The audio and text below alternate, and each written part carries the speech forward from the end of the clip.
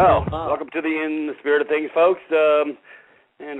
We like to go down rabbit trails nobody really wants to go down, and they're not really rabbit trails. They're actually valid trails. Tonight we have a couple of special guests in the loop as well to join me in the call, so it's going to be a beautiful call. And just before we get started, before I go to my special guest, I just wanted to cover, because I know people have been having a problem to get onto privatist.me site. So we posted, for those who came through the door of Blog Talk Radio, in the spirit of things, it's posted right up underneath the 714-868-0749.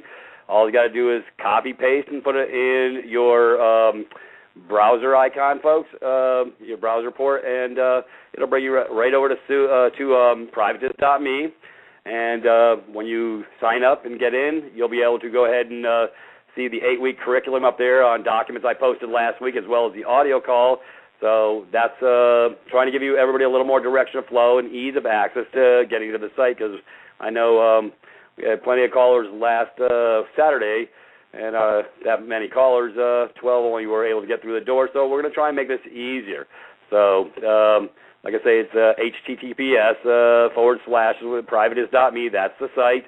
And you just go ahead and put that icon in your browser, and you'll be able to get into the site, sign up for free so that you can keep up with the curriculum that I do Saturdays to move forward into basically getting a lot more clarity on how this all started and what the solutions are and how you can apply them. And on that, I'm going to go over. I have Captain Jade. Her and I have been conversing for some time, for some months, and very sharp blade in the drawer. I'll call her a female Peter because she talks and walks like me, so she's got skills. She's a sharp blade in the drawer. I really appreciate her because we speak, we dialogue, and she challenges me on different levels, and she's a deep drink of water. So I like a deep drink of water. That's why she's a captain, and she doesn't drown. She doesn't need her floaties to come play in the pool. So it's beautiful to have the captain on board. And Captain, are you there? Thank you, Peter. Thank you, Peter. Just wanted to say hello to everybody out there who's listening. This is my first radio appearance. Can you hear me okay, Peter? Yeah, it's break it up just a little bit. Anyways, hopefully that works itself out as we move along. Let me give you a little bit more overview. Says, folks, she has a beautiful site, a plethora of outstanding information over at her site, Creo Harmony, and I'm pretty sure it is posted. Is that correct, Jade? It's Creo Harmony. Is that .org or .net or? Yes, that's creoharmony.blogspot.com. And you can also listen in on the YouTube at Creo Harmony.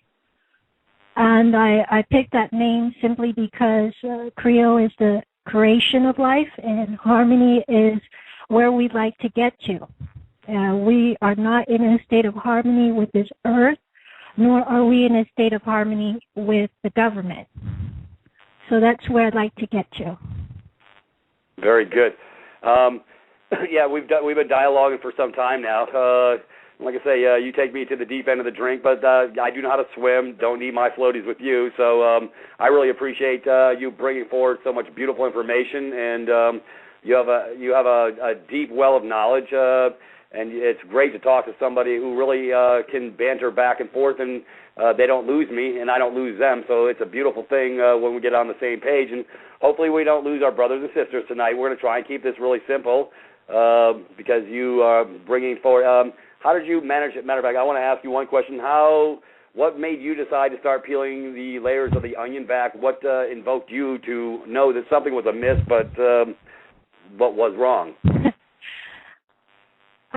I was doing intellectual property licensing for semiconductors, and then about 2009, I went to work for an attorney in the mortgage industry, and I realized that, there had to be some other remedies that were missing here, and most attorneys were not in tune at that time, but now they become more aware. In relationship to mortgages, it expanded out to credit cards, car loans, then the Treasury, and then the Federal Reserve and the government. So it's it's all interlinked, and it has to do with everybody, estate. Everybody has an estate, although they're not well in tune to be controlling it at this time. And Peter and I, we discuss, different remedies, because when you finish researching, you're doing this, constantly all day long, you want to get to a remedy, right? And you want to get to a point where you're actually able to express that remedy to others so that they can follow along. And it's going to depend on the individual's mindset when they get into it, because a lot of these are not cookie cutter type remedies. You got to think out of the box. A lot of the times the schools are not training the students to be thinking outside the box. And that's really when you're focused on fixing a remedy, you're going to think outside the box, right? Right, Peter? Right. It seems like your end is sort of breaking up. I'm asking my producer if they say pretty clear on their end, so we're going to move forward. And I really didn't quite catch the question, because it seemed like you were breaking up on mine. I was saying that we have to think outside the box if we want to figure out the solution.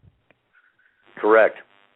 Oh, right. Most definitely. That's where I've been pretty much most of my life. For our brothers and sisters who are on the call today, we're going to go. We have a. Okay. All right. How did that happen? Anyways, my calls always are fun. Anyways, we have a beautiful document that it's not for everybody's perusal, but it's just an informational overview format. So we're going to try and keep this simple, and then integrate some dialogue, and hopefully do some questions and answers at the top of the hour after the second break. Because this is stuff, folks. This is a little bit of the deep end, but it really is all about the trust. It's really about probating the estate. And we've pretty much figured that out, So now we're trying to put the pieces of the puzzle together to collectively remove the so-called presumptions that keep us from, the estate, basically, so they can't keep stealing the beneficial interest of every man, woman, and child, thinking that we didn't want it. Isn't that correct, Captain? Yes. What we're trying to identify is the root cause of the problem, and once we know what the problem is, then we can get to a remedy. This is going to affect everybody's lives, not just, people in this country, but people internationally as well, because the whole system, if you're under, any type of Federal Reserve type system with fiat money, these are all applicable, because most of England, the corporation crown, and also the Vatican controls all of the various different estates for everybody on this planet. And this is going to take some time to understand. It's not just going to be one call. You guys are going to have the breadth of knowledge that you need to fix the problem. But the root cause of the problem we're going to get into is the Sesticate Trust. People throw that term around, and we want to identify where that came from. And then we're going to talk about some remedies for your estate. If you, and I just want to take it, to this generalization. Barack Obama had an inauguration January 2013. And in his speech, he writes, we the people, the word people means a dead entity, still believe that our obligations as Americans are not just to ourselves, but to all posterity. All right? So you see the word posterity there, and you are one of the people to the preamble to the Constitutional Trust posterity. And that makes you a shareholder of the United States. So if you can understand that, that's pretty good. Now, the word, when people try to talk about the United States or other countries, and they say, well, that country is bankrupt. Well, that's on the public side, they're bankrupt. And there's two sets of books, because the system is operating on a quad entry bookkeeping system. If you ever studied accounting, you're going to learn about dual entry bookkeeping. And that's just another easy way for them to hide the funds, is what's going on. And CAFR 1 does an extremely good job on breaking down the CAFR reports. But that's all on the public side of the books. My great teachers, Jaguar, Hollywood, Gene Keating, Roger Elvick, Cindy Brewer, everybody out there who's a teacher, they've shared with me knowledge, and I can bring that present today. I've been bringing it present on my website, on Creole Harmony's website, but not enough so that we can come together as a unified consciousness to try to find out the solution. And we're in the midst of doing that at the present time. And I forgot many other teachers. I'm sorry if I did, mention their names. But basically, when you've got two sets of books, and both of them are dual entry bookkeeping, you don't know which books you're settling. On the private side, you're the creditor. On the public side, you're the debtor. And you need to know how to address each one of those books within the system, because you do have a book. If you've ever signed an application to open up a bank account, you've created a book. And you're directly tied now into the Treasury, into a Federal Reserve, and you're part of the posterity. Your energy, your labor throughout your life, your DNA, everything backs this currency. And they're making a lot of money.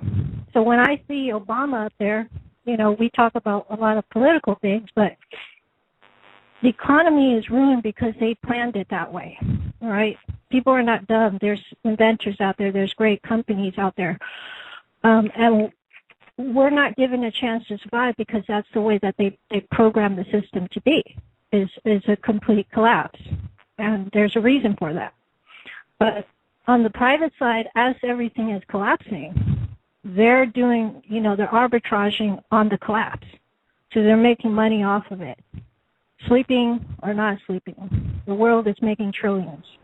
And it was back in 1993, I believe, that the DTC clears about $7 trillion a day.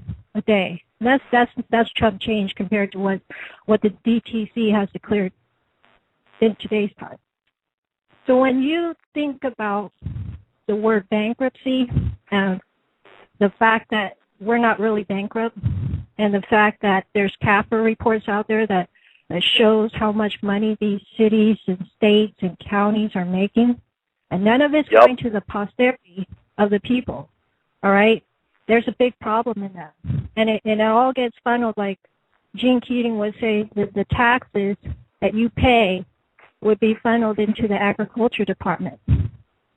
Or you could say that, a lot of the majority of the funds which creates the posterity for the people will be funneled to these other trust funds. And we're going to discuss about those funds or trusts that you're completely linked into, but you have no clue about it. Or maybe you do. This discussion about SESA Trust, SESA Trust, is one that the sentient beings, we don't call them individuals or person, but the sentient beings like you and I, man and woman, would start to investigate at the beginning of their education. And I'm sorry if I put anybody back 10 years, by talking about this. But this is a basis. So basically, when you have a SESA trust, am I able to read this definition out, Peter? Yes. What's that? I can read this definition of a SESA trust out, right? That'd be great. Yeah, please do. Yeah, it's just very short, folks. This is just a definition, and you can look it up on the internet. You'll find the definition pretty much posted just about anywhere. It's I'll just spell it just so they understand. It's just folks, CESTUIQUE trust. It's a SESTQ trust. If you come close to it, it'll probably pull it up and bring you into the right portal. Anyways. Captain Jay's going to read just 4 sentences just on a little overview of what it is. Okay, the SESA Trust by Black's Dictionary is he who has a right to a beneficial interest in and out of an estate, the legal title to which is vested in another. And the person who possesses the equitable right to the property, remember that word, equitable right, to the property, receives the rents, the issues, the profits thereof, and the legal estate of which is vested in a trustee. So what you've got there is equitable and legal title. And the legal estate, your legal estate, is now vested in another party called a trustee. So all beneficial interest of your estate, of this legal title, gets vested in another party, the trustee, who then has an equitable party to come in and receives all the rents and the issues and the profits. Let's say that you have a property that you decided to purchase a property. Look at your deed of trust. It says you're a tenant. Yep. You can already tell that you're inside of a trust in that instance because you don't hold the equitable right to the property.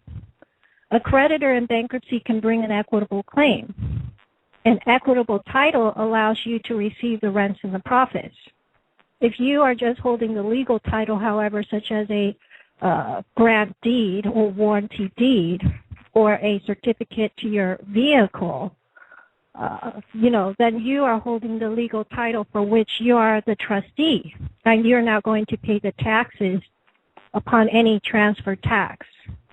And that's what, when you get a bill every month or every year for your legal title vehicle or your property, then that means that you're the legal title holder as a trustee, and that's why you have to pay the taxes. Everything is a tax, a bond, and a title issue. Legal, tax, and bond title issue. So we're going to get to the remedy, so don't worry about it. Just understand that you're a tenant as a legal title holder, and you don't actually own the land or the vehicle or the property. You have no rights other than the usage rights. Somebody else is going to be receiving the gain from being the equitable title holder. All right. So now we're going to move on to the Cestui Act. This had to start somewhere. And it started off with the time of the King Henry VIII in England, who created the first Cestui Act of 1540. That's the year. Then it was amended by Charles II in 1666. So when you're mentioning about the Cestui Act, which came from England, there was many times that it was amended. The most common that people mention is 1666, which Peter can post the link for you. It's on the legislation.gov.uk website. And this is a very important act because it defines what is an estate, how they're going to take your estate and take your estate to use your estate as the equitable title holder. Keep in mind that we just covered the Cestui Trust definition. So the Cestui, I'm just going to read a portion of that act. Cestui remaining beyond the sea for 7 years, together with no proof of their lives. The judge in the action to direct a verdict as though the Cestui were dead. If such the person for whose life such estate have been or shall be granted, as after said, shall remain beyond the sea or elsewhere, absent themselves in the realm by the space of 7 years, together with no significant and evident proof be made of the lives of such person, respectively, in any action commencing for recovery of such tenements of the leaseors or reversioners. In every such case, the person upon whose life or lives such estate depends shall be accounted as naturally dead. And in every action brought for the recovery of such tenements by the leaseor or reversioners, their heirs and assigns, the judge before whom the action shall be brought shall direct the jury to give their verdict as if the person was so remaining beyond the seas and otherwise absent himself were dead. So he's absent. What they're saying in the Cestui Act, and I'm reading the 1666 version, is that you're declared dead after 7 years. I want to share a story because I came to this country, United States of America, as a foreigner, not born on this soil. And when my father had written up my alien file so that I could arrive in dry dock here, my vessel, my body, arrive here in the United States of America, and I was becoming a citizen of the United States of America and not of the United States. There is a difference. The United States of America citizenship application requested my parents to provide the date when I would become 18. All right? I was very young then. I wasn't 18 yet, but they wanted to know the date when I would become 18. And of course, as parents, you think, oh, well, they become lawful, they can get out of the house, They're not going to be pestering me anymore. But actually, no, that's not. And why that 18 years of age ties into the SFKV Act is because the time when you're 18 plus 7 years, in that realm, is when you should become no longer dead and lost at sea, that you can come back and claim your estate. So those who are born in this country, it's the same thing goes. When you become 18, and then you plus 7 years from that time frame. Within that time frame of 7 years, you need to come back no longer dead and lost at sea, so you can come and claim your estate. Otherwise, you're becoming declared naturally dead.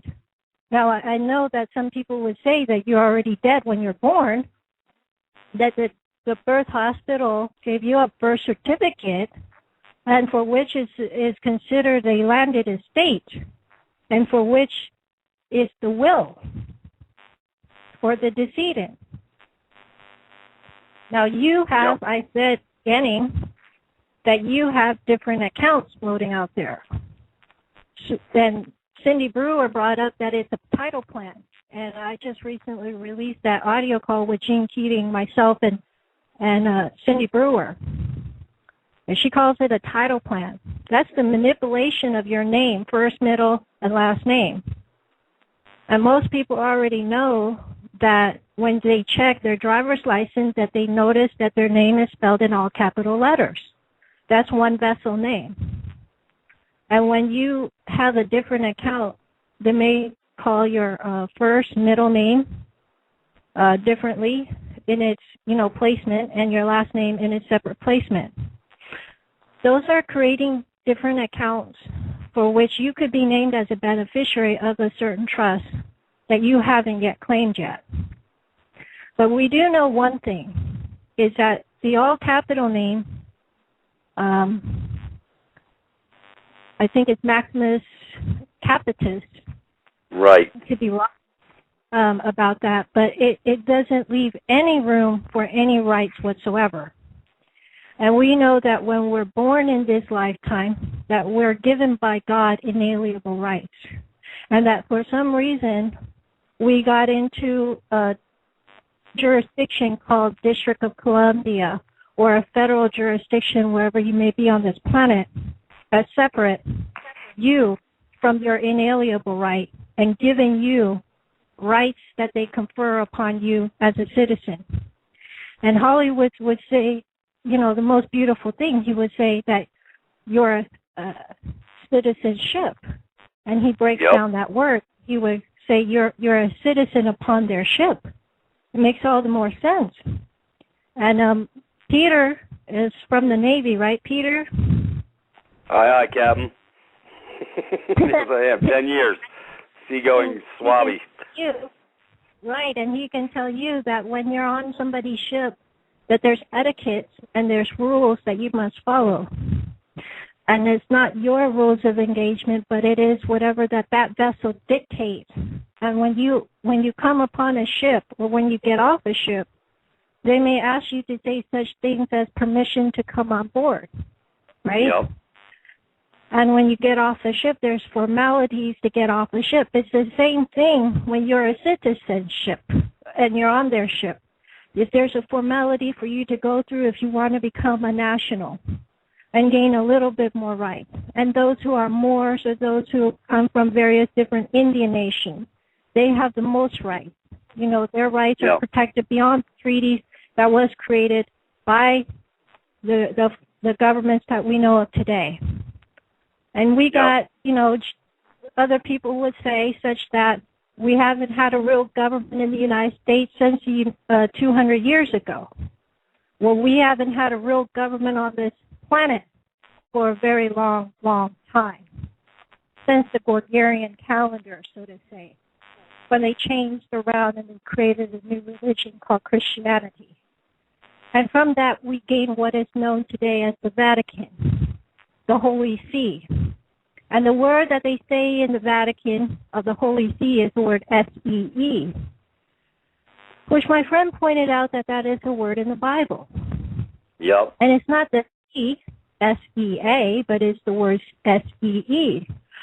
So C can be defined as the sea of consciousness, the sea that we have not awakened to our true divinity under God and that we must bow down to another man's laws. So at the highest level of this commerce game, Admiralty and the sea is what we know of as spiritual or conscious law that dictates everything, the universal law, so to say. Yep. That is our highest law. We're already born with that. We don't need somebody to tell us that we cannot kill another man or that we shall not steal. We don't need a religion or anybody to write that down for us. It is ingrained in us when we're born. So are they using the word see as in your mind? The Holy See means, yes, the Holy See, like for example, a lot of people would say, you know, don't use the mark of the beast is 666. Well, 666 is nothing other than, in the Roman Catholic religion, they call it, in the English terminology, they say, blessed is Peter. Peter, you're blessed. But blessed is Peter, the Son of God on earth, the Vicra Son of God on earth. And a portion of that sentence is translated to Latin, which states, Vicra Filii Dei. And Vicra Filii Dei is the Son of God on earth. And Vicra Filii Dei is a mathematical code that when you break it down, it becomes 666. Now, Cindy Brewer has the code of 666 within her DNA. And understand again that is not a negative terminology, but that is the source code of man in the DNA, as she has it from the Byzantium tribe.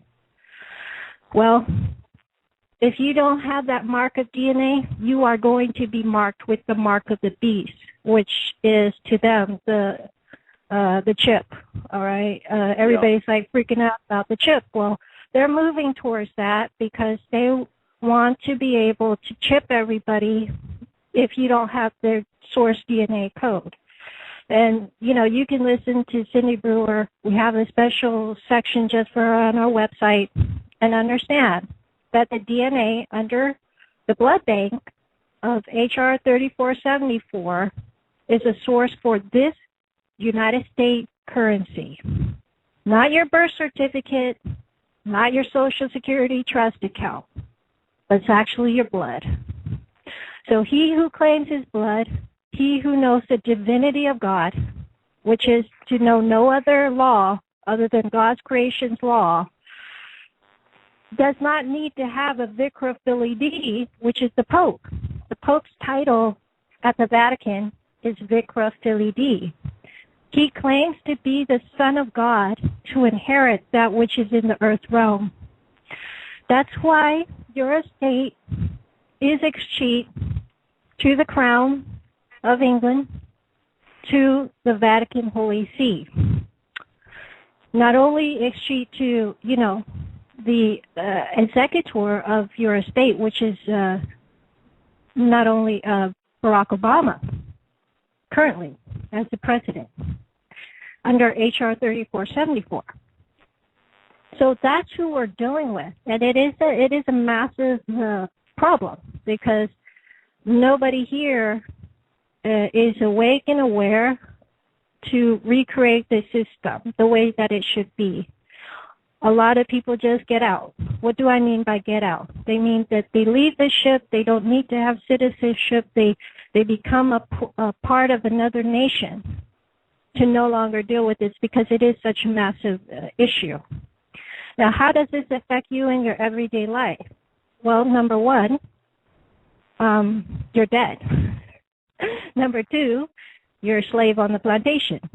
Number three, we don't have a real government. We have corporations running, the banking cartel is running this country.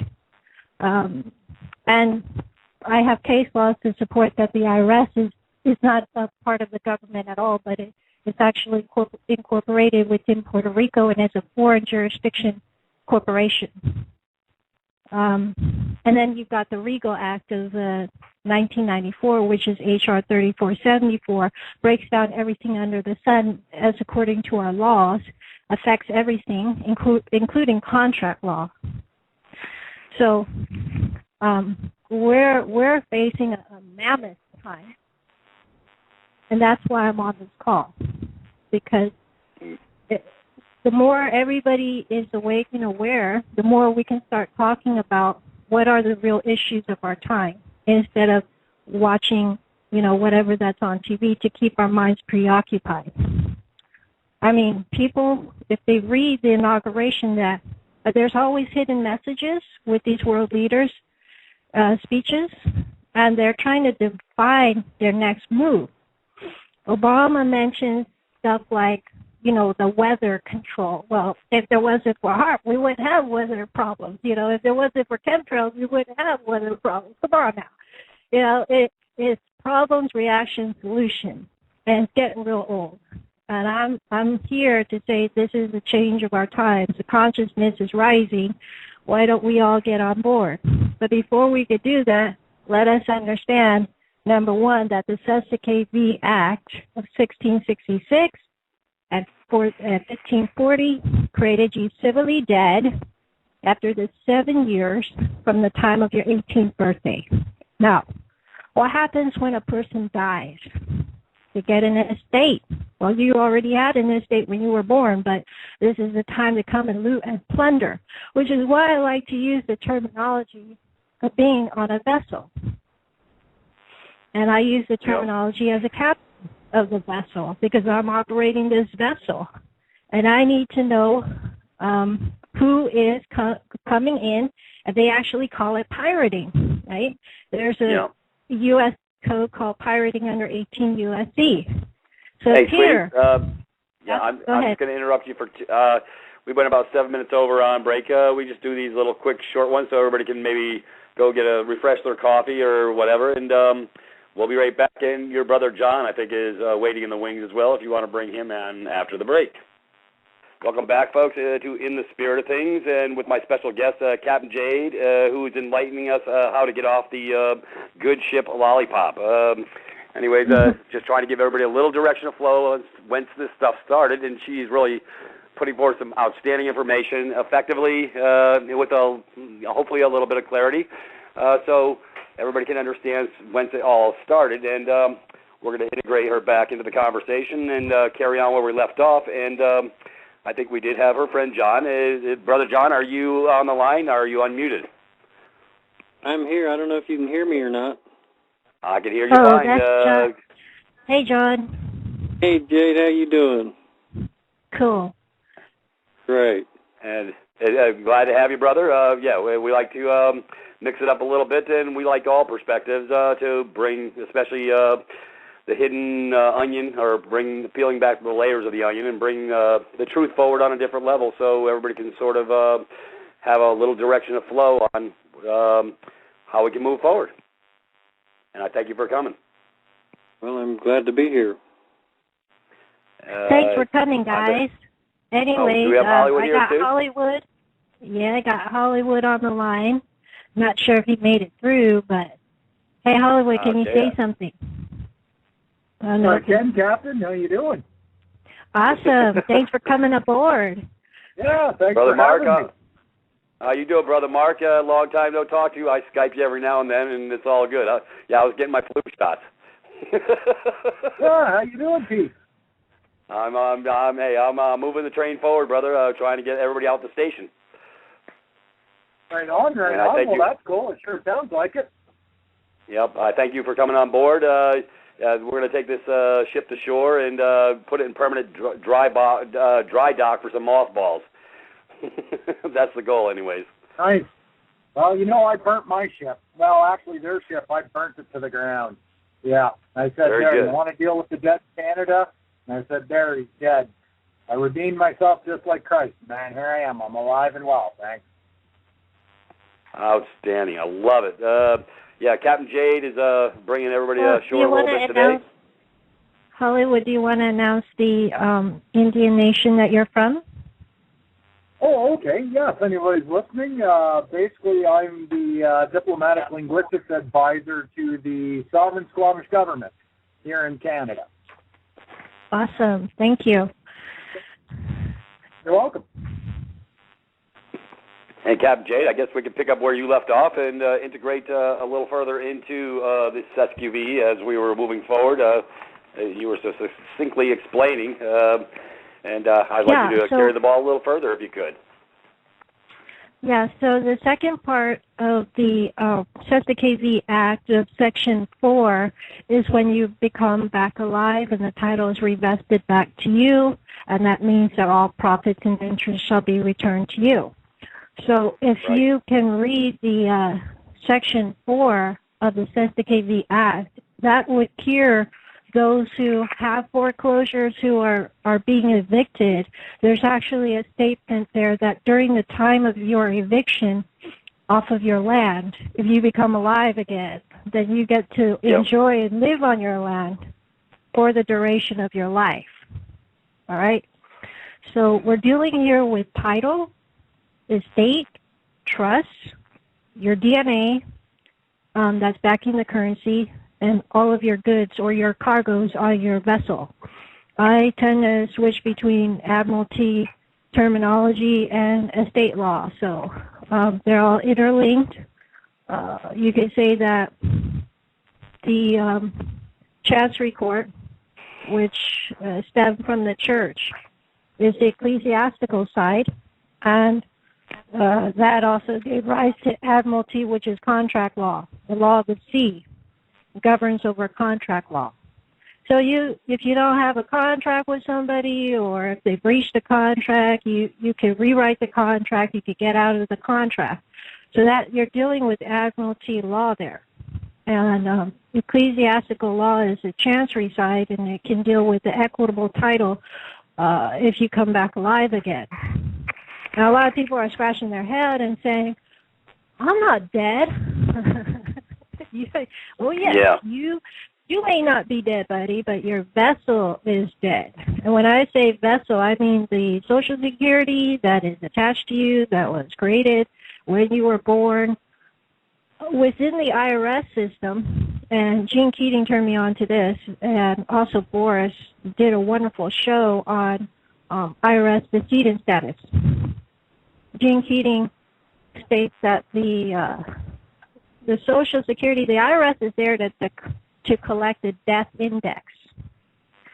And that is so that your social being deceased, they're going to change all this around. As soon as I say this on the air, they're going to go back to their books and don't call it decedent anymore. We don't want to call it that. This is always what they do. They listen to these radio calls, and they figure out what the people know, and then they go back and rewrite their laws and their books, their codes, and their statutes. So basically, let's move the goalposts. Yeah, they always move the goalposts. Right. So when you know that the IRS is collecting a death index, that's for you, your estate, so that they can loot and plunder while you're dead. You can't come back and claim nothing. That's the reason why they have a death index. In addition to that, the reason why is because everything is a TOD. And a TOD just means that it's a transfer on death tax. Because I told you earlier, everything's a title, a tax issue, and a bond issue. Title, tax, and a bond. Is there an acronym for that? Title, tax, and a bond. title taxes and bonds, TTB. All right. So TTB, title taxes and bonds, you want to, dump a bomb on them, then you would be dealing with the fact that you're no longer deceased. And how we knew that was Judy actually picked up on the call Boris did, walked into the IRS office, pulled out her social, said, I want you to look up my social. A lot of people have been asking, is there any remedy to what Boris said and what's the outcome of what he did? Well, we have first-hand knowledge of a friend going into the IRS building saying, could you check on your system for my Social Security, and could you tell me whether or not it's dead, deceased, is what they actually call it. And the IRS officer said, yes, you are listed as deceased. And they were even scratching their head. At which point my friend said, well, can I get a printout of that? Of course not. You can't get a printout of that. That's blasphemy. So they're not going to tell you that, but they're going to confirm. And that's why I did a FOIA request for the IRS IMF audit. Under 5 U.S.C. 552, that's FOIA. And there's other sections of 552 where you can provide your social, your name, and you can just ask them if this is a decedent within their system of the IRS. Now, when you have such evidence, if they don't want to provide that to you, you're going to have to sue them for that information, because that's really the crux of the matter, is that you're deceased. And once it's deceased, it means that it's a testamentary trust. It's being probated. We already know that we're deceased, but you want the proof. Then go get the proof in the pudding, because they're definitely not going to fork over a death certificate for you. Now, the Social Security Administration decided to create what is called a DMF, and they also create a death index as well.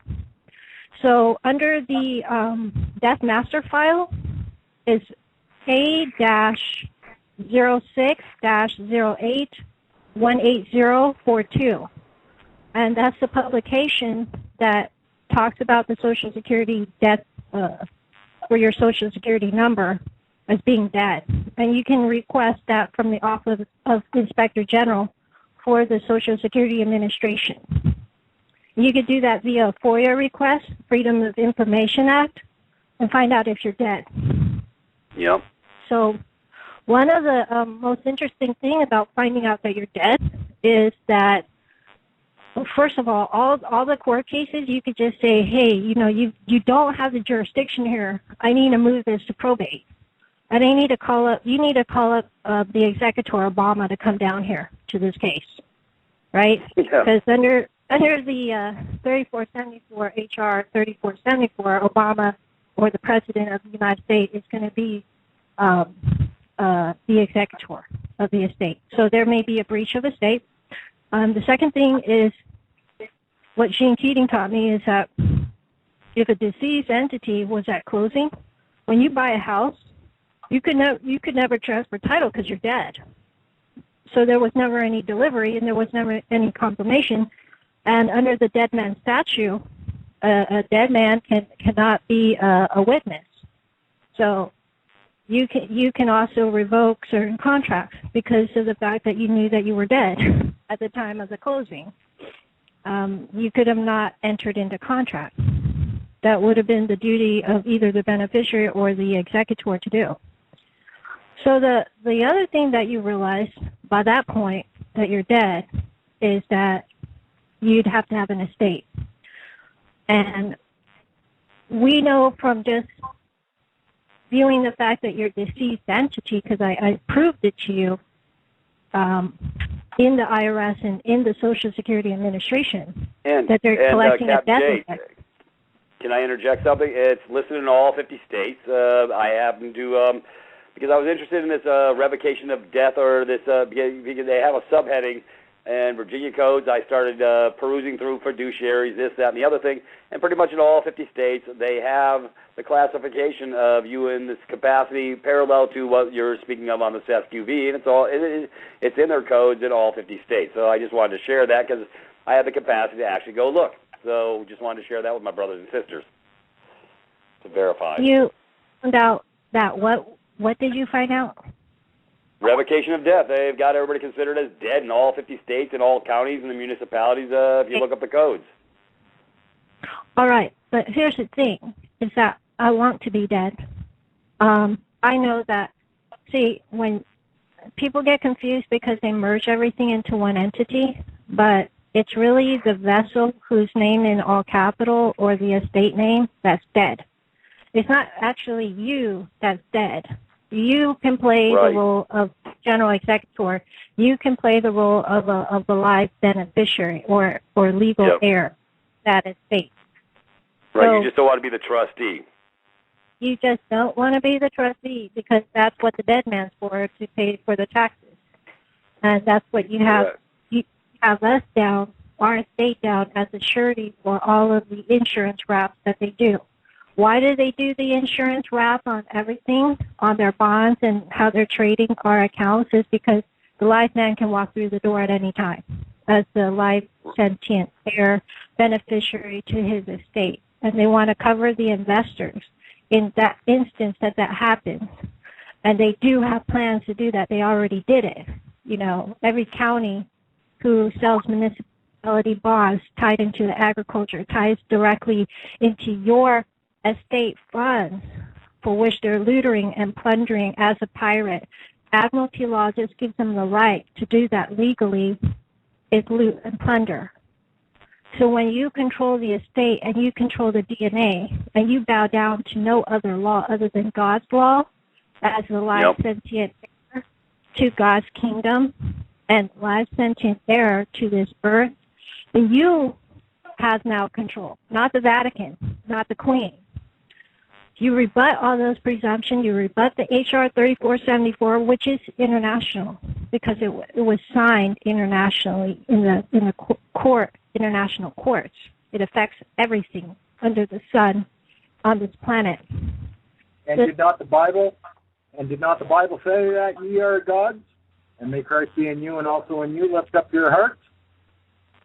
Yep. Beautiful. Okay. So the Crown, the Crown Corporation. Go ahead, Peter. Yeah, I just wanted to cover one thing.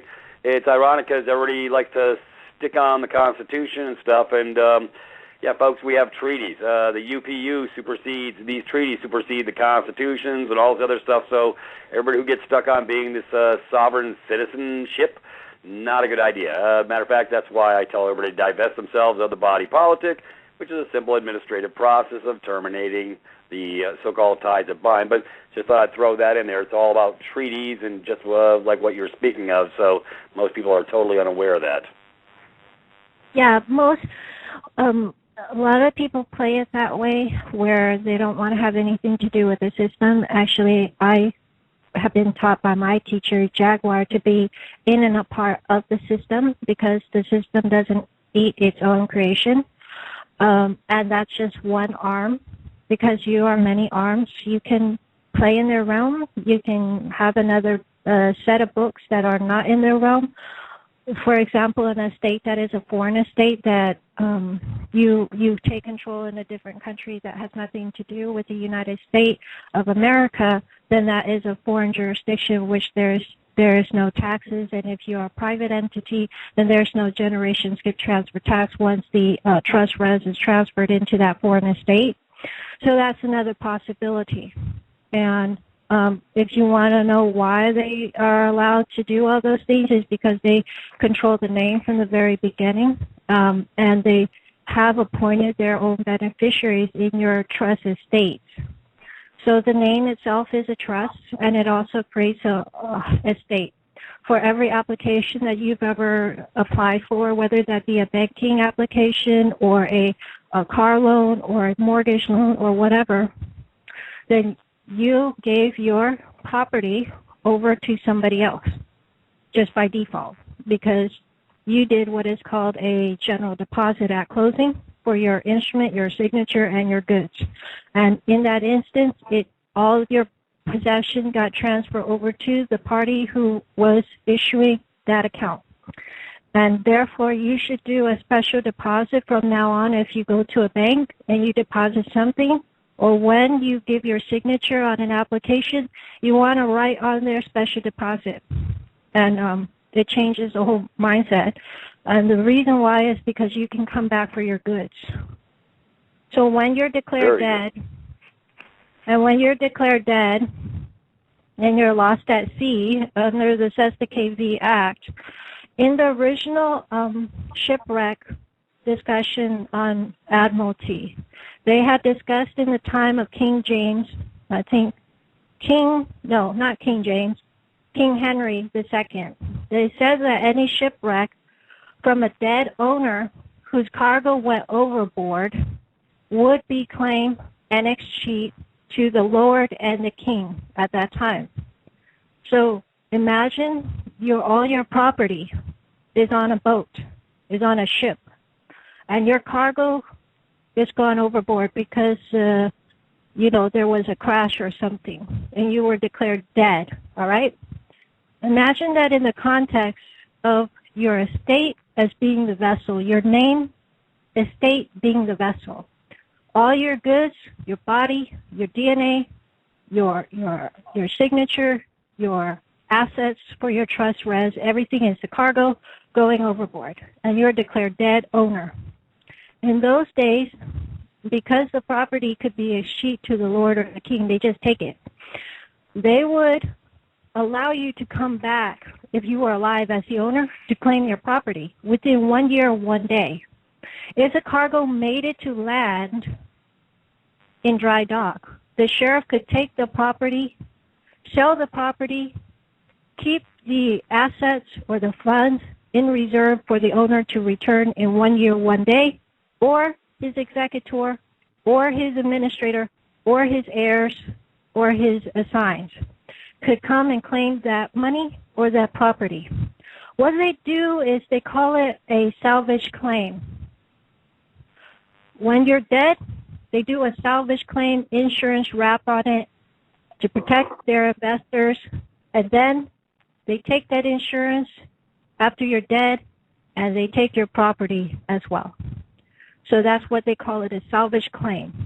And that's what you need to do an in rem forfeiture proceeding on the heirs and omission insurance and on the goods that went overboard, such as the cargo. Wow, that was a mouthful, I know. So, on that, good.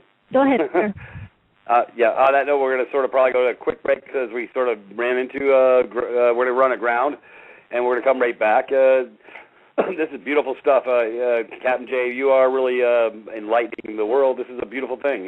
So everybody hang tight. Go get a quick one, whatever, smoke, drink, bathroom call. We'll be right back.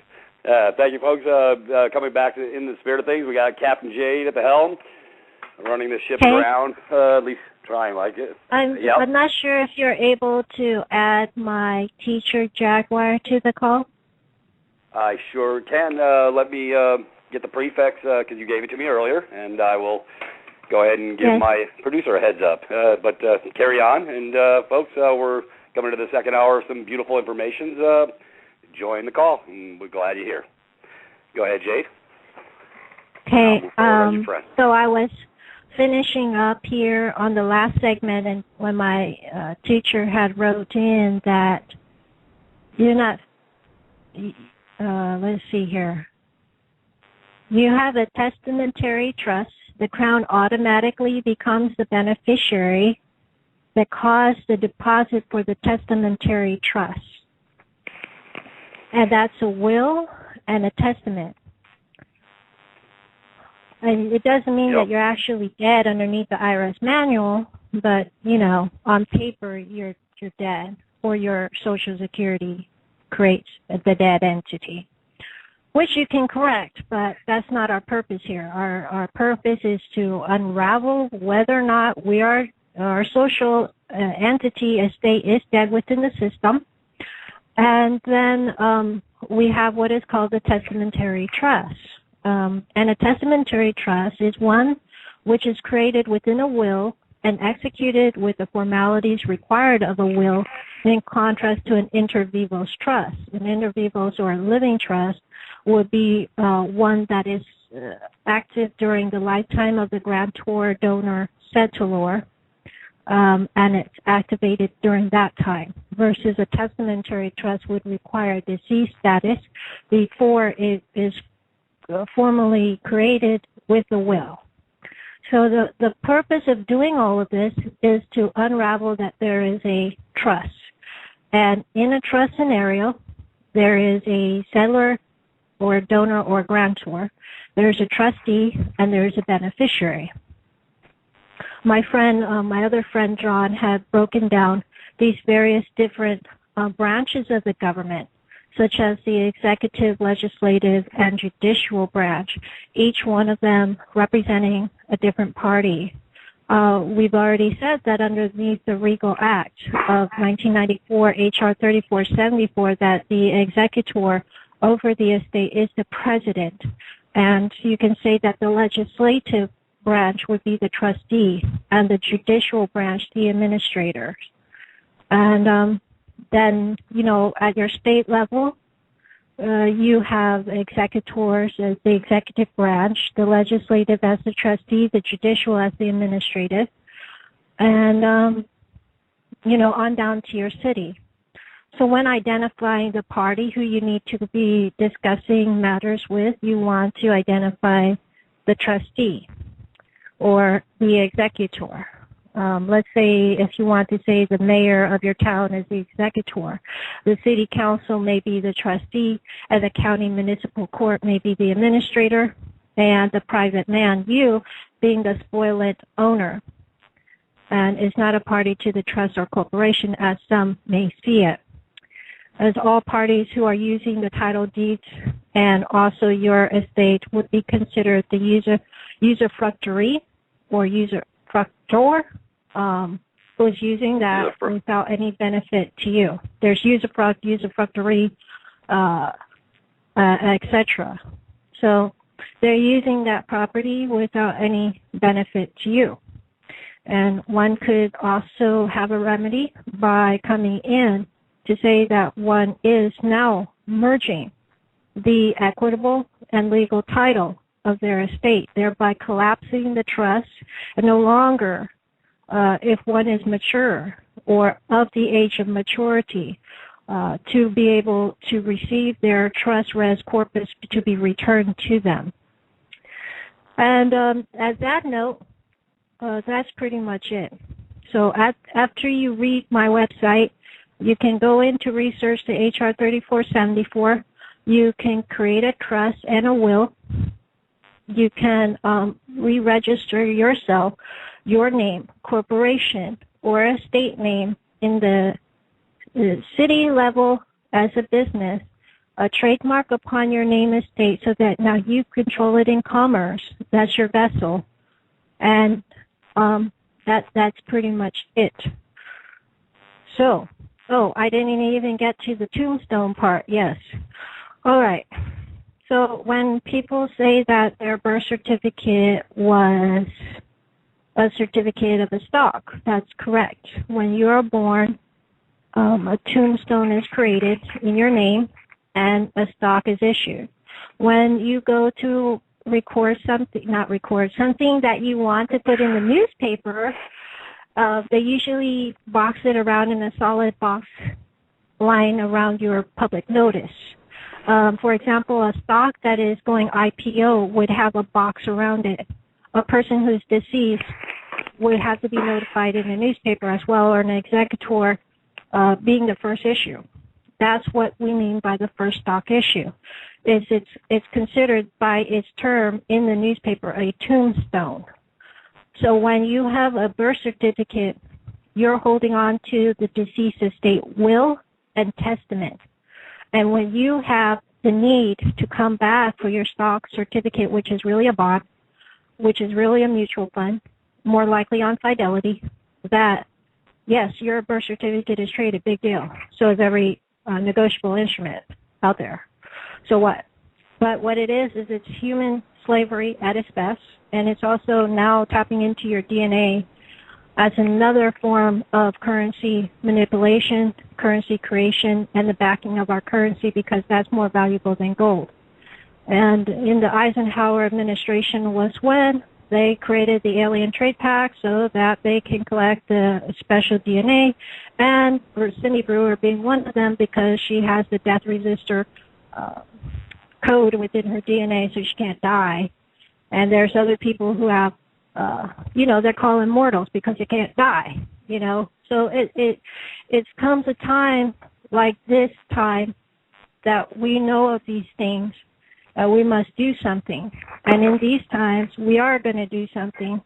I'm asking everybody who is interested in the formation of, a corporate takeover of this great nation to wake up and to be of assistance. You can email us on our website if you have something special that you'd like to add to the mix or want to contribute through your energy. That would be great. We invite everybody who has a consciousness who would like to see a positive effect happen to assist us in regaining 2/3 of the world economy. And I say that because Cindy Brewer's DNA is backing 2/3 of the world economy, and we've done extensive research on that. We know that it's real. They're cloning her. They're going to clone everybody if we don't help it, So, one option is to get the hell off their ship, not be worry about what they're doing and all that. Another way is to play within their system and to get things done for the benefit of this great world that we live in. Yep. I think Jaguar might have showed up on the scene. Brother Jaguar, are you in the loop? Possibly. Can anybody hear me? We can hear you now, brother. Come on in. The water's fine. There you go. Well, Peter, it's congratulations. The phone lines are working today. Thank you very much. Thank you, Captain Jade. We got it all clear at this end. That's surprising. Yeah. Well, we're glad to have you. I know you have my great teacher here is on the line, so I feel very blessed. Jaguar, why don't you share what you think about the disease, the state, and whatnot? Oh, gee. Okay, was it back to the time frame? First of all, I want to thank everybody for listening. Peter, I want to thank you for giving Jade the opportunity to have me on here. And Peter, just so you know, your name I never really heard of until the last 4 days, and you showed up like a dozen different directions. So we might have a few things in common. We might. Maybe.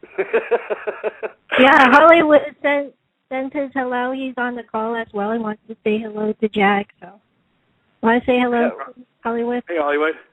Sure. Hey, Jaguar, how you doing? Oh, good. We're having fun playing politicians, and the girls are teaching me slowly but surely how to do blogs and upload things to the internet. So it's coming along pretty good. For everybody else who wonders what this is going on, I am, unquote, a genuine politician. That's right. A politician. I'm one of the feared people. I actually belong to government. So we came up with this wacky idea 9 years ago that what we should do is become government within government. So we formed a registered political party 9 years ago in the province of British Columbia, and our platform is quite simplistic. We only want to know 4 things: your oaths and or elected by appointments. We want to know your bonds. We want to know your insurance details, and we want to know your reinsurance details. That's all we want to know. And we've been collecting this pretty much for 9 years. Prior to that, I did professional investigations at more or less the same level. So that's what we do. We decided to go in the box where we are a legitimate party.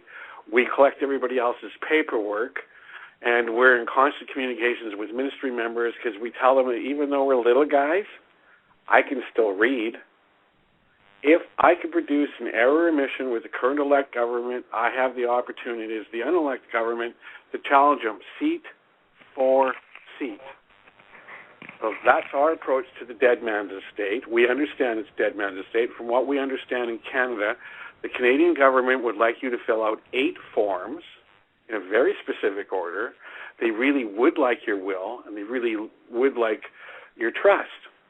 You then do 2 of these. This is all like real short condensed here.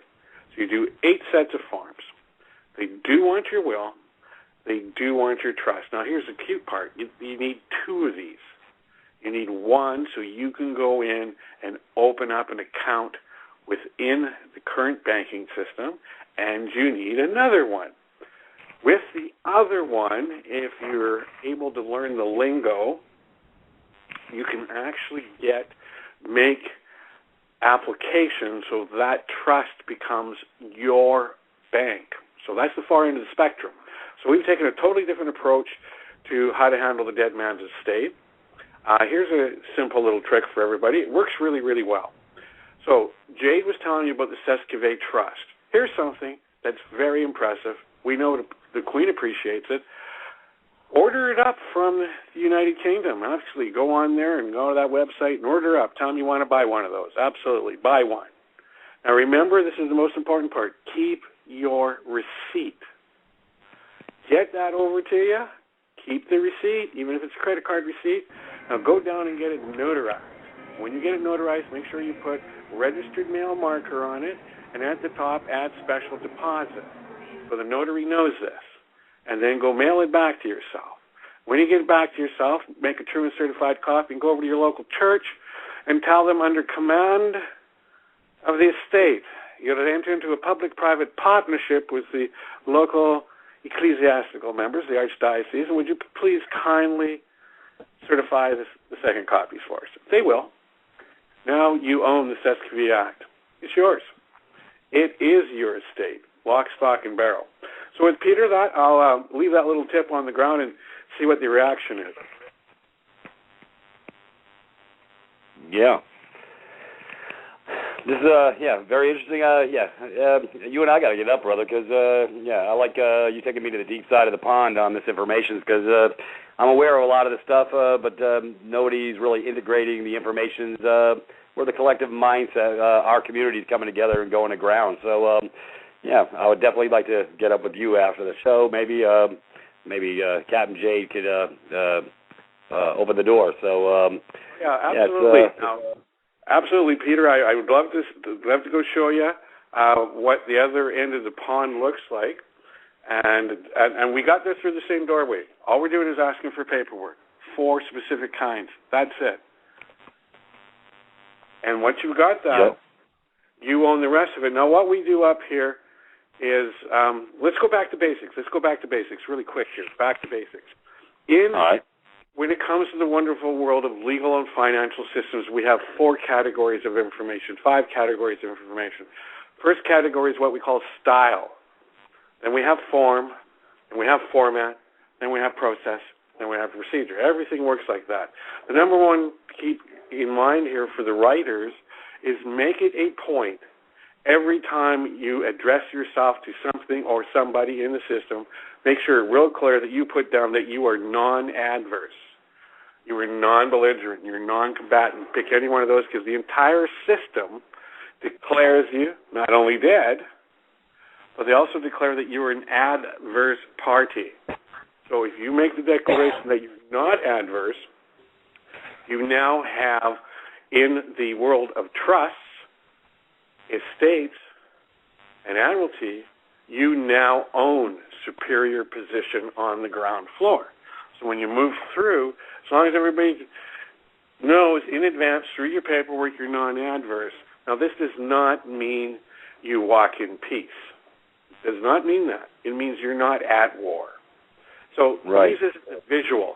Use this as a visual. Why are you not at war? Because you're walking around with a set of guns that nobody's ever seen before. And you're just letting everybody know I'm not at war because, you're not even my competition. If I even have to unholster, you're already done. So that's why I'm not at war. I'm kind of like on holidays. But if you ever want to get into a shit-kicking fight, look in my direction. Happy to help you out if you need to, but we're not at war. That's the important thing that the accountants need to hear. You're not at war. So that is something we found works exceptionally well in written and oral communications. Tell them I'm not at war, but you are being a bit belligerent. So that's... so you're staying on the positive side of the Libra Code as not an enemy of the state. Yeah. Well, Jaguar, what you're saying parallels exactly with what I've been saying for some time now. So like I say, you and I got to get up. We'll compare notes. This will be a beautiful thing because, all this belligerent going to war stuff, because that's what they look at. All these people leaning them up and doing this and doing that, and they're just creating an adversarial position, and they're going to beat your brakes off one way or the other, whether it's trumped up charges or whatever. I see people get bind up all the time. Hey, brother, I'm going to ground. I'm in a capacity where, I'm not about the adversarial. However, it doesn't mean that I'm a lay down, but I'm understanding what capacity I'm operating in, and that's the mindset that we need to get everybody on the page on. Oh, yeah, exactly. One of the things I found, because this is an area, Peter, that has extremely high emotional volatile charges in it, the easiest way I found to keep ground floor, on the floor, in the paper, on the phone, is if you tell them you're non-adverse, they'll kind of figure it out right away, because the only thing you know how to talk about is the account. That's all you're asking about, the account. You keep bringing them right back to the account, right back to the account, right back to the account. And the way that we do it up here is we simply let everybody on the ground floor that we run into, it's about them getting a better payday. Have you ever heard of surplus funds? Did you get the memo from the Sheriff's Department? You didn't. Well, we're the group that's talking to the Sheriff's Department. If you go over here to the surplus funds, you can go to $85K a year, no income tax loan instead of $56. We're the good guys. We're here to help you because you're managing my estate.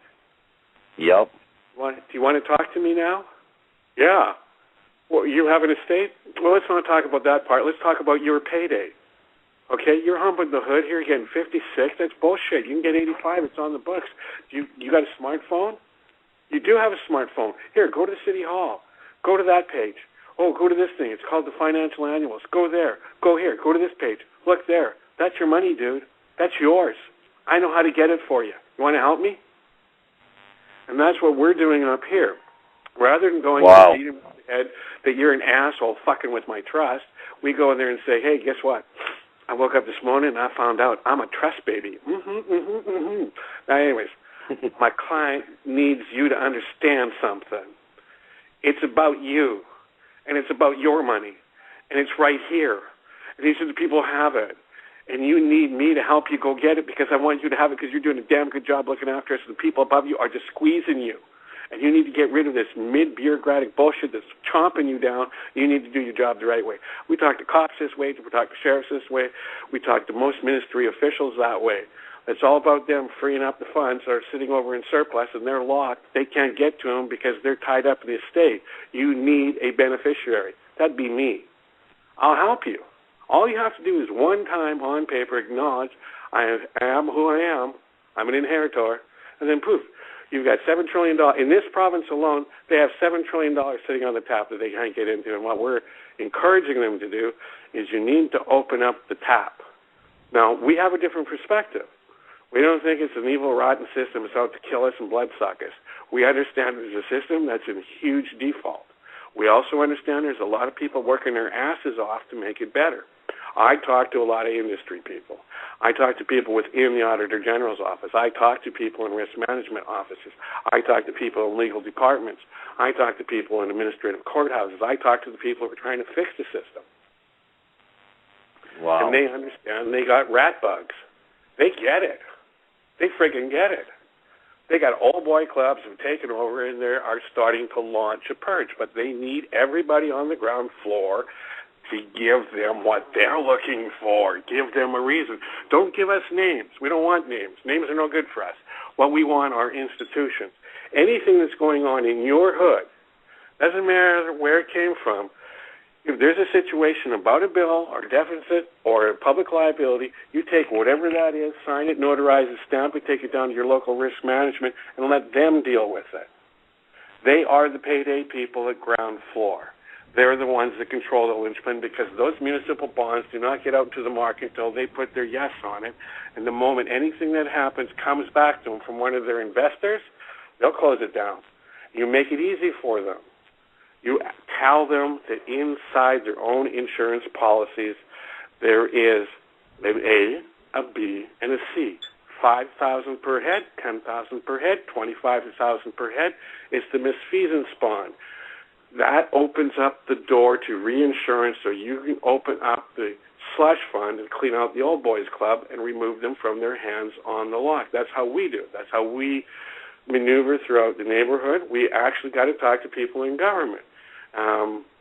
That's how come I have some of these tidbits here for you. So we do know that you can do these things. Have we actually done all of them? Not everybody in the group. I'm like 7/8 up the ladder. We got a couple guys in front, couple guys behind. All of us develop different ways, but this is what we do. We collect their paperwork under the disguise of a political party.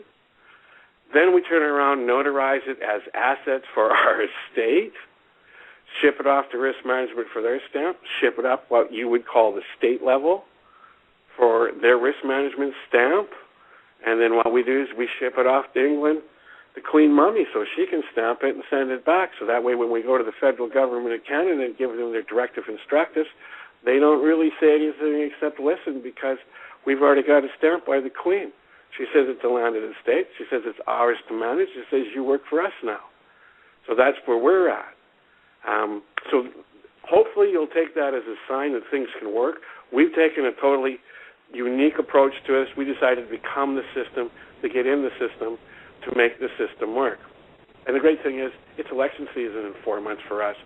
So we're talking to all the various risk management people. Said, do you really want us to tell everybody what we know? Or do you want to actually finally sit down and actually do something with our states? Because if you don't, we will tell the general public right now really what the issue of bonds are in British Columbia. And I think they'll be really happy to hear it from us. So it's kind of a negotiation field is where we're at. But that's where we're at. And thanks very much. I'm going to yield the floor now. Otherwise, I'll talk for the weekend. I'll get up with Jade, and I'm sure she can in a great communication with you and I, because, yeah, brother, I want to go to the deeper end of the pond. I love talking about this stuff, and hey, this is we're just trying to share the love, correct? Yeah. Jade, make sure that you text me Peter's number, and then we'll see if we can get a phone call going after the show here. But, yeah, Peter, I'm sure you'd be interested in some of the back-end stuff that we got going. I really am sure you would. But I wanted to say thank you very much, Jade, for giving me an opportunity to talk my political, it's okay speech. And thanks, everybody, for listening. Hollywood, been hearing lots about you. John, to you, too. And honestly, everybody on this call, there's 8 different ways that I'm aware of that an organization can achieve the end means. What you just heard in my little pitch here today is one very unique way, but it is a way. And the idea is to share the love. We can combine a lot of strategies. A lot of things that we do specifically are adaptable by everybody. Specific items be a little tough. It really is easier to do it as a political party, but just about everything else you can duplicate. The only thing that makes us different, the only thing that we can do as an organization that no other group can do, is that because we're inside, when we step in, go to the Auditor General and tell them the fucking judges are not letting us take a look at the books, Auditor General will step in for us. That's what we're working.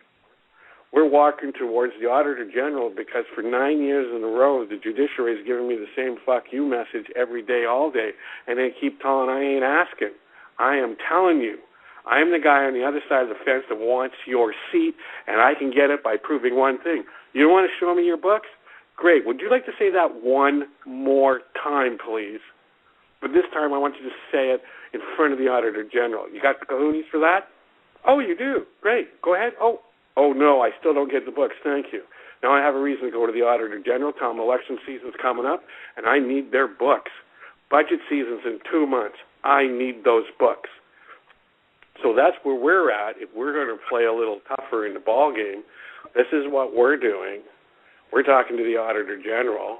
We've talked to what is called up here the Chief Electoral Officer. That's the guy who gives us the power. And we've already told their crews that we want to do a head-on.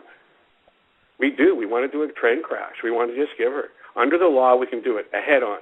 One time only, head-on. We want to go for it.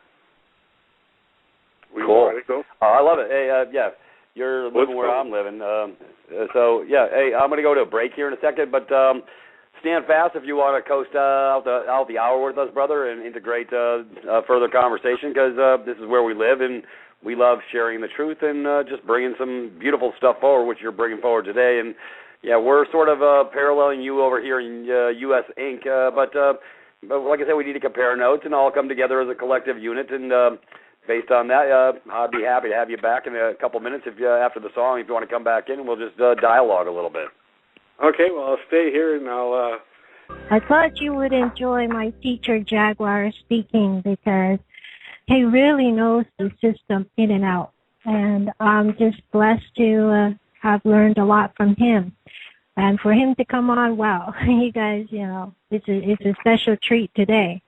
And this may go above a lot of people, those who normally don't follow trust law or, are living common lives. This is all just brand new. And, yes, it does affect all of us, Like Jaguar was saying in regards to the insurance and reinsurance, every item of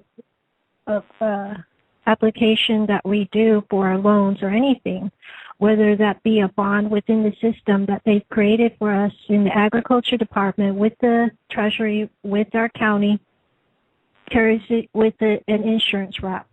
And there's reinsurance as well on that. So you can have a claim for the errors and omission if they fail to produce the books.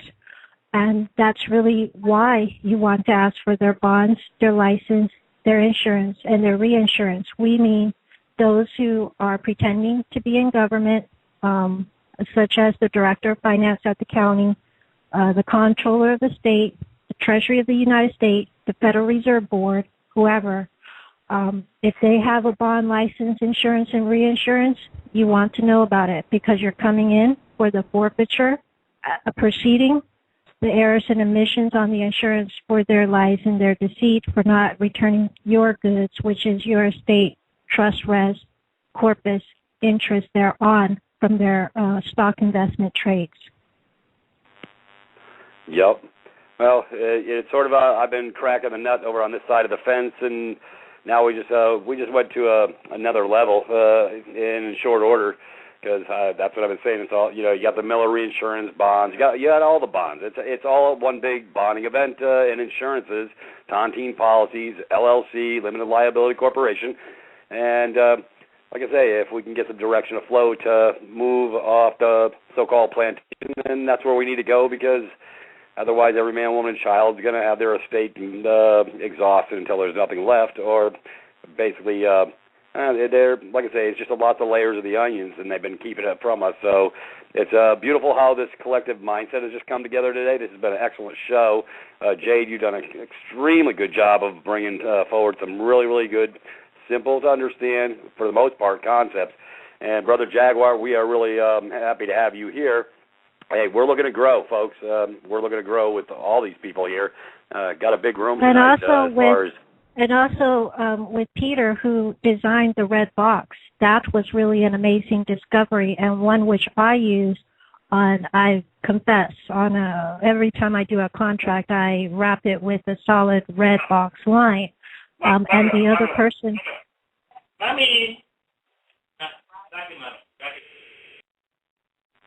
Okay, somebody was on the call, and what I was saying was that the Vatican Jesuit general uses the solid red box on his communications as well.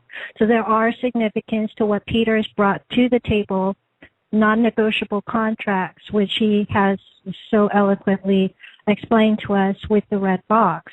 And that's just a red border around your paper. The other thing I want to mention is those who do not have seals yet for your estate. That is a seal that you would imprint on your contracts. You need to make a seal for yourself, because I follow this back all the way to the Roman times, and we have Roman laws that became Caesar's law, became Vatican canon laws. Well, that's the start of the Gregorian calendar. That's the start of the ecclesiastical system. And right. you and need to have a seal. Can I share something with you, Captain Jay? Let me just share something with you. Yeah, that's where me and Brother Michael have gone for the last, probably the last 6 months. We actually know how to do seal stamps and create them. So nobody, like I say, this is very, very, incredible that you're sharing this, because nobody really has a clue, because as a dead entity, you don't have a family crest or seal or whatever, and this is really, really important information, and we're already there. So, it's ironic that all this is tying in all in one fell swoop. It's like, this is a beautiful thing. I'm really excited. Peter, on that note, seals. Sorry to interject here. Go ahead. This is what we found: 1 5/8, 1 7/8, 2 1/8. That's the size of seals that they're currently using. If you check with the notaries in your local state, you're going to find out the notaries are going to come in and they're going to use a 1 5/8 sealer stamp and embosser on usually a 1 7/8 or 2-inch seal. Are you familiar with this lineup? A little bit. Matter of fact, my webmaster is a notary here in Virginia, so he understands the fundamentals of the different sizes. So, like I said, you and I got to get up, brother. We got some interesting stuff to share.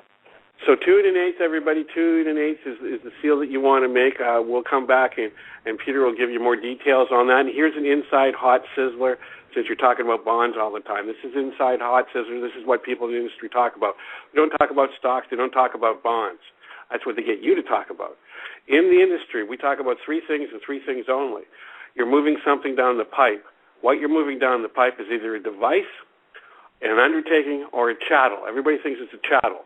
That's not true. All these bonds, stocks, and shares that are going out in the market, they're all being held by the transfer agent, which is Computershare out of Australia. They own everybody.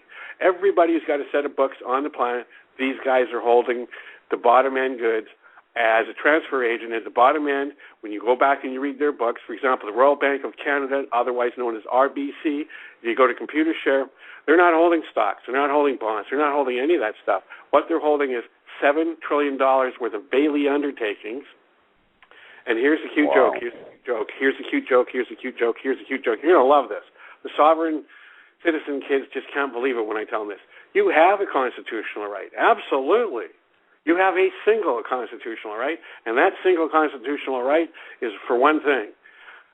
You can ask for the Bailey undertaking. That's what it is. That's what your right is. Your ask is for the Bailey undertaking, because everything in commerce is a Bailey undertaking. So that's the inside hot scoop. That's how we talk in the language in the industry.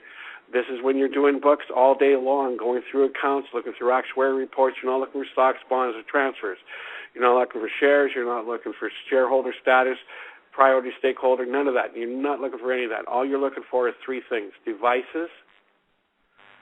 You're looking for undertakings. That's everything that's in the market right now. You're looking for chattels. And by the way, just what you want to know, this is funnier than shit. The chattels are the oaths of your ministers and your generals. That's a chattel. That's the chattel. And what is a device? A device is your ability to produce something in present tense communications with no reference to the past, no reference to the future, and done in an adult dialect that clearly states that you are a self-aware adult. That's a device.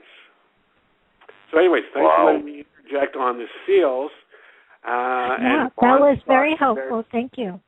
Yeah, and here's the great thing about it. When you go to Google and find out information on Bailey undertaking, you'll find out this is an exceptionally neglected area in Wikipedia and every other source location. They don't have the history of bailment on the Internet. It's not there. Bailey undertaking, the history, not there. And another thing, what you were saying with regards to the chattel is also your estate, which the Agriculture Department has you down, that you were saying male or female. And what they do is they create a recovery bond in case you come back alive. So that's also chattel, is your estate. Huh. Not at that point. The chattel actually still is the oath and bonds of the ministers and the generals. That estate still remains an undertaking, because when they release it, they have to release it as a device. That's the trick there. So remember what we told you about this SKV Act? Go order it up, stamp it up, keep the receipt, make sure the photocopy goes on the back. Do the same thing with the Bailiffs Act. That's what we do. That's how we can entertain a conversation with them. It says, is this your act? Are you bound by these rules? Yes. It's notarized? Yes. It's a form of acceptance of the act that gave rise to their office. Well, it gives us a reason to explain to them that we don't want you getting a phone call from the upstairs to come and talk to us unless it's to deliver the goods. Remember? Who works for who here? Right. Yep. Now, your boss is telling you to come down here and get snotty with us, but we're the guys that came to the table to talk to you first. And as we're talking to you, we told you who else we're talking to. We're looking for an enforcement team. And right now, the Auditor General needs somebody on the ground floor that will work with us. And we would like that to be you. I think you as the bailiffs and you as the sheriffs, I think you should be on the ground floor. I think you should be walking with us, shoulder to shoulder, when we're walking into five-star lawyer country to go get a payday. I think it's only fair. It's your payday we're looking for. So that's hell yeah. Up here. And we don't have any, like, nobody's ever volunteered to come to it, but when they make a phone call out, it's like, no, we're busy. Nobody answers the phone call. So it's not easy slogging, but if you're consistent and if you're willing to speak their language, and when I say that, speak their language, you give them the little tips like I just gave you. Hey, so how you doing on the Bailey undertakings? By the way, I'm here to investigate your surplus accounts. It seems the people over the tax department are unable to find clarification in regards to the TFE tax transfer receipts. Apparently you're holding on to them. I'm the goof on the ground floor asking questions. What do I know? Hey, Jaguar, I love the conversation, but we need to open it up for questions and answers. Absolutely. Because we're running up at the end. Okay. Yeah, So, Deasher, we got anybody in the loop that would like to raise their hand and ask a question or two? If my producer hasn't gone to sleep. Oh, she's there. Okay, she said all mics are open. Can we bring anybody into the loop as far as on the call? As far as anybody wants to ask a question? I hope we didn't scare everybody away. I was trying to keep it basic, and whenever we have Jaguar on the line, he just jumps right to the point here, and that's what everybody needed to learn is the system ain't based on what you think it is. It's a lot of different components. Once you have the components in place, you're now ready to negotiate with them, and that's a beautiful thing. Most people are not aware about that. Most people don't know that they have a trust estate and there's insurance and reinsurance and devices, all the wonderful things that we're learning today. Yep. Well, I guess we won't be doing any calls. Deanna said she's having a little problems with the board and some calls, trying to get them through. So that's fine. Folks, this has been an excellent call for those who got on. I'm not shutting down just yet. I have a couple announcements to make. Do you want me to finish the seal discussion? What's that? Do you want me to finish the seal discussion? Yeah, we the can. The seal thing, because because we have them over private.me. We actually help people get their seals made up and stuff. So I think just cover for. We got about 5 minutes. That would be beautiful. Okay, so basically, when you go back to Roman law, it states back then underneath slavery that a man who is a slave cannot have a seal, a family seal. And back in those days, they used to imprint their seal rather than signing or autographing their signature. And when you have a seal, that delineates you from being a slave in their system. So that's just one component.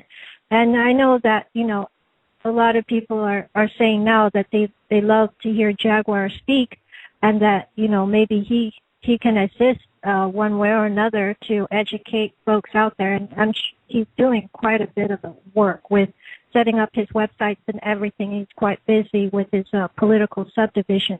So he's, Jaguar, do you want to talk about that if you're going to be on any calls or anything regularly? Oh, I don't have anybody scheduled yet, but it's funny. I mentioned that last week, and I've been on a few. So now I'm pretty much open anytime somebody's got something going. Daytimes, you have to book me in advance because I usually use 8 to 5 to talk to the local politicians. But, well, hey, brother, I'll give you an open invite to I'll give you an open invite for next Tuesday. If you'd like to come play in the sandbox, I'd love to have you. It's always 7 to 9 Eastern Standard Time. I'm not sure if you're West Coast, but anyways, are you? Yeah, you're over with Jade. Go ahead and plug your site real quick so everybody knows where your site is.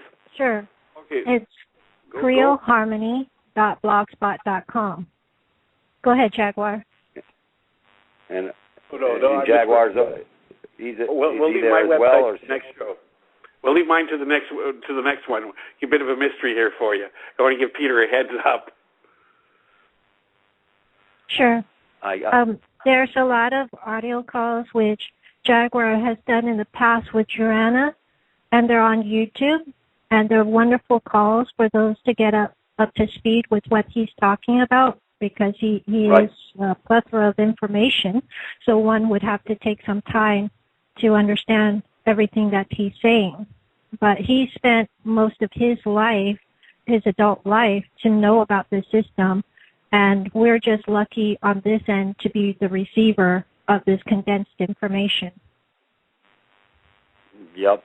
Oh, yeah, most definitely. Like I say, yeah, well, you've got an open door. I do Tuesdays and Saturdays. Saturdays I'm actually doing a curriculum now, but I keep my Tuesday slots open for anybody who would like to join and share, like Captain Jade here tonight. And I really appreciate you guys coming in because it's allowed me not to run my pie hole all night. It's beautiful because sometimes I have to do all the heavy lifting. But that's why I like bringing other folks into it, because gives everybody new perspectives and new information. And this is where we're at in the so-called paradigm shift.